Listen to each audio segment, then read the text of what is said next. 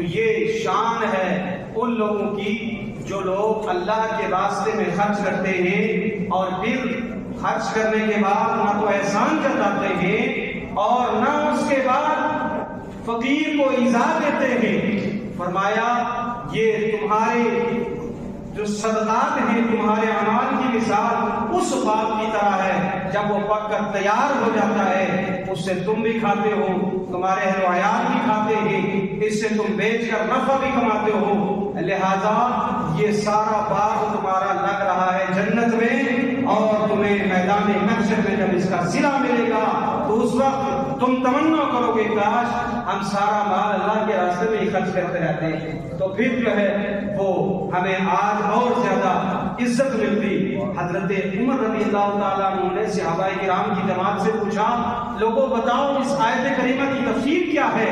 تو پھر حضرت عبداللہ بن عباس جو سید المفسرین ہیں، آپ ارشاد فرماتے ہیں اس سے مراد صدقہ بھی ہے اور اس سے مراد نیک اعمال بھی ہے، یعنی کہ انسان ساری زندگی نیک اعمال کرتا رہتا ہے لیکن آخرکار شیطان ایسے باتیں انسان کے منہ سے نکلوا دیتا ہے، ایسے اعمال کروا دیتا ہے جس کی بنیاد پر وہ سارے اعمال اکارت ہو جاتے ہیں، برباد ہو جاتے ہیں۔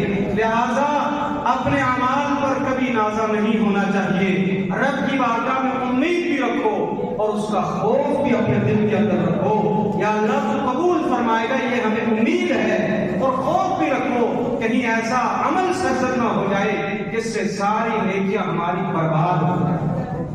اور حضرت عمر رضی اللہ تعالیٰ عنہ فرماتے ہیں کہ یہی مثال ہے تمہارے اعمال کی، اگر تم نے نیک اعمال کیے اور پھر تم نے کوئی ایسا جملہ زبان سے کہہ دیا جو شریعت کے خلاف تھا، وہ سارے اعمال بیکار ہو جائیں گے۔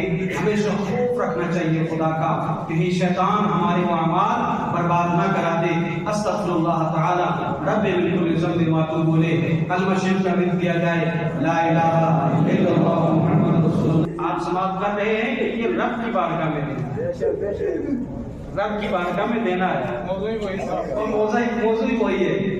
اور یاد رکھیں کہ بعض دفعہ حضرت ہم نے دیکھا ہے کہ کچھ لوگ نقلی نوٹ بھی ڈال دیتے ہیں، پھٹے ہوئے نوٹ بھی ڈال دیتے ہیں، یہ تو لوگوں کو پتہ ہے۔ ہم جب اپنی جیب سے نکالتے ہیں تو ہمیں ایک تو یہ ہے کہ کوڑا نوٹ ہوتا ہے وہ رکھتے ہیں اپنی جیب میں، بات ہوتی ہے نہیں، اور جو بالکل سڑا ہوا نوٹ ہے اور وہ ڈال دیتے ہیں مسجد شریف کی جولی میں، وہ ڈال دو جی امام صاحب کی جولی میں، وہ ڈال دو جی مولوی صاحب کو، وہ ڈال دو جی مدرسے میں، وہ ڈال دو غریب کی جولی میں۔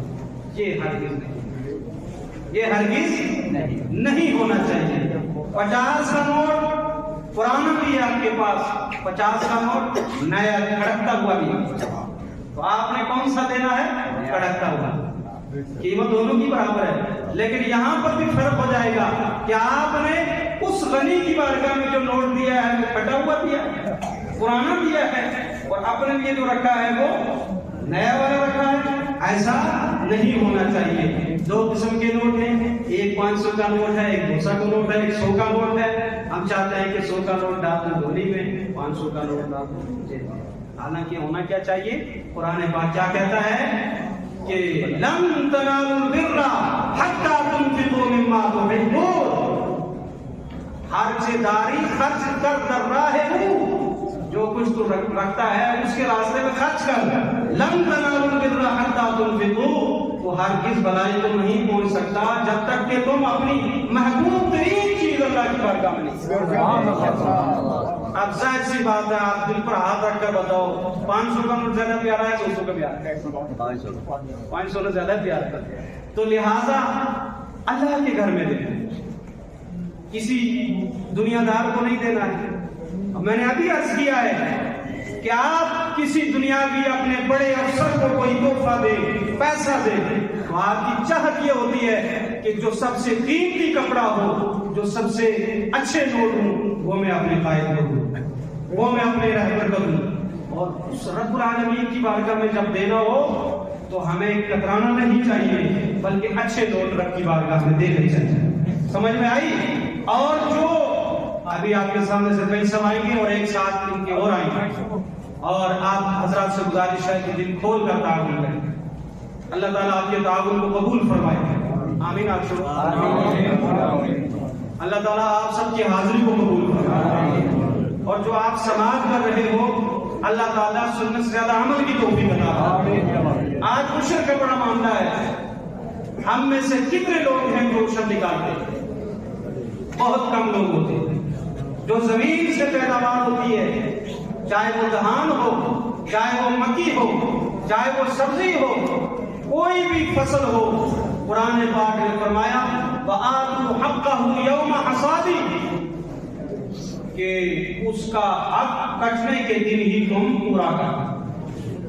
کھلاڑے میں ہی الگ سے نکال دو، الگ کر دو، وہ سبزیاں الگ کر دو جو آپ نے اللہ کے راستے میں دینی ہے. عشر اگر اس مال سے آپ نے عشر نہیں نکالا، بے عشرہ مال آپ کی اولاد کھائے گی، آپ کھائیں گے، تو اللہ کی بارگاہ میں نہ آپ کی نماز قبول ہوگی، نہ آپ کے ختم قبول ہوں گے، نہ آپ کی جامع شریف قبول ہوگی، اور نہ آپ کا اس مسجد میں دینا قبول ہوگا. کیوں؟ اس لیے کہ جو بے زکاتہ مال ہو وہ کہیں کام نہیں آتا. یہ چیزیں صدقات میں آتی ہیں، نفلی چیز میں آتی ہیں. پہلی چیز ہے فرض زکات. زکات کا حساب کرو، اس کے بعد عشر کا حساب کرو. اگر یہ معاملہ کلیئر ہے تو پھر اللہ کے راستے میں تم جتنا دو گے اللہ تعالیٰ تمہیں دگنا عطا فرمائے. اور اس آیت کریمہ کی چونکہ صدر صاحب نے اجازت دے دی ہے تو میں نے چند باتیں لکھی ہیں کہ یہ باتیں آپ تک پہنچا دوں. بڑی محنت سے لکھی ہیں، اگر آپ سنیں گے اسی آیت کریمہ کی تفسیر میں صاحب روح البیان نے، صاحب روح المعانی نے اور صاحب تفسیر نعیمی نے بھی اس کو لکھا ہے کہ آپ نبی کریم صلی اللہ علیہ وسلم کی بارگاہ میں شیطان کو رب نے بھیجا. وہ بوڑھے کی شکل میں گیا. آپ کریم صلی اللہ علیہ وسلم نے ارشاد فرمایا تم کیوں آیا، کون ہے؟ کہا میں ابلیس ہوں، مجھے رب العالمین نے بھیجا ہے تاکہ آپ مجھ سے سوال کریں اور میں آپ کو اس سوالوں کا جواب دوں. تو کریم آقا صلی اللہ علیہ وسلم نے ارشاد فرمایا بتا تیرے دشمن کون کون سے لوگ ہیں؟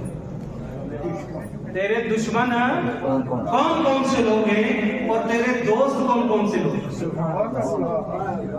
15 لوگوں کی لسٹ میں نے تیار کی ہے جو وہاں لکھا ہوا حدیث جو شیطان کے دشمن ہیں، اور 10 قسم کے لوگ جو شیطان کے دوست ہیں. اب آپ کی مرضی دشمنی کرنی ہے یا دوستی کرنی ہے؟ سب کریں گے دشمنی کرتے ہیں ماشاءاللہ ماشاءاللہ. سب سے پہلے اس نے کہا یا رسول اللہ آپ بھی میرے دشمن ہیں اور انبیاء کرام کی جماعت بھی میرے دشمن، نبیوں کی جماعت. اور اس کے بعد فرمایا امام عادل.